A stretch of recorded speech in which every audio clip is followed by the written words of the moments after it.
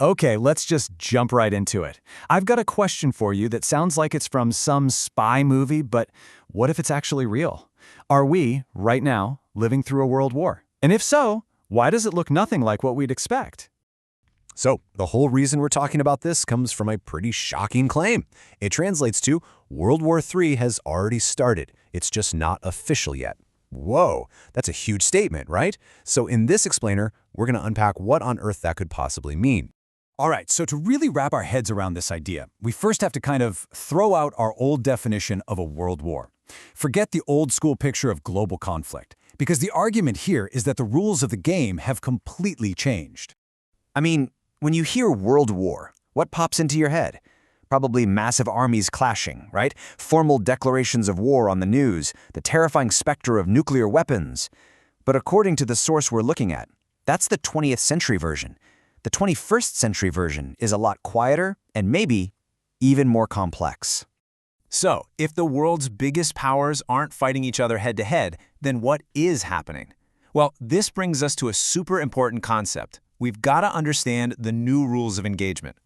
And this right here is the absolute heart of the argument.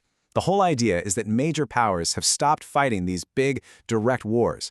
Instead, they've gotten really good at a different and much more indirect way of getting what they want. And that method has a name. It's a proxy war. The concept is actually pretty simple, but it is incredibly powerful. Instead of country A fighting country B directly, they each find and back smaller groups or even entire nations to do the fighting for them. It's their way of pushing back against their rivals without risking a massive, world-ending war. You know, it's like a global chess match where the major pieces never actually touch, but the board is in total chaos. And this visual just lays it out perfectly. On the left, you've got the classic model, country A versus country B. Super simple, direct, official. But look at the right, that's the modern playbook. Country A is funneling money and weapons to Group X, while country B is doing the exact same thing for Group Y. The big powers are pulling all the strings, but they get to keep their hands officially clean. Okay, so if these wars are being fought indirectly, from the shadows, where are the actual battlefields?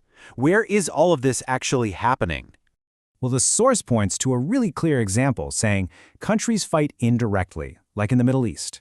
For decades, that region has been a stage where the goals of global powers have collided, not through their own armies, but by backing different local factions, militias, and governments.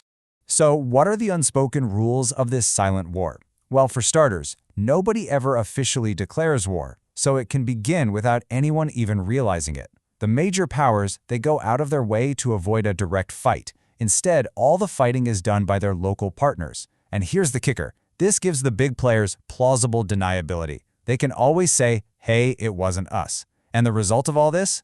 These conflicts can just bubble away under the surface for years, even decades. Now, all of this might sound kind of strategically clever, right? A way to avoid a total catastrophe. But the source argues that this very silence is exactly what makes the whole situation so incredibly dangerous. As our source puts it, in this really simple but also pretty chilling way, the war is silent. But dangerous. That's the whole point. Just because it's quiet doesn't mean it's safe. The danger hasn't gone away, it's just changed its form.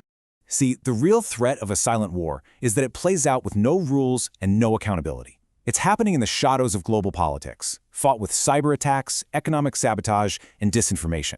All stuff that flies under the radar of the big headlines. And the constant, terrifying risk is that one of these proxy fights could spiral. A tiny miscalculation could accidentally drag the major powers into that direct war they've been trying so hard to avoid. Which brings us to this one final, really unsettling question. It's something this explainer can't answer, but it's something we probably all should be thinking about. How do you win, or even end, a war that nobody ever officially admitted was happening in the first place?